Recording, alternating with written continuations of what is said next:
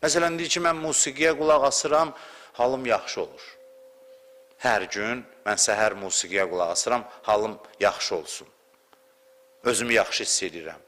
Amma bu, bir il sonranı görmür.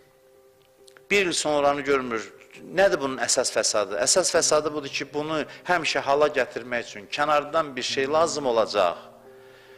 Bir insanı musiqi ilə hala gətirirsən, öyrəşir, ruh tənbəlləşir, təfəkkürlə çatmalı olduğu halı kənarda səsküy ilə gedir. Sonradan artıq ağlı da zəifləyir və o musiqi də ona o effekti vermir və depressiyaya düşür. Onu görə bilmir. O bugün, 2 gün, 5 gün görür ki, musiqi məni hala gətirir, ondan sonranı görə bilmir. Hətta xütbələr var ki, bəzən, xütbələr var, ani olaraq səni hala gətirə bilər, çıxarsan, deyərsən, bu nə haldır, amma uzun müddətdə sənin ziyanı olar.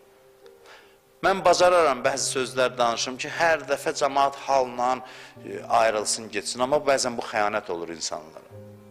Bəzən olmaz elə halın üzərində köklənmək, qısa müddətdə hansısa bir hala düşür, tənbəlləşdirmək. Mən ona görə deyirəm ki, xütbələrə də qulaq asanda hədd müəyyən eləyin.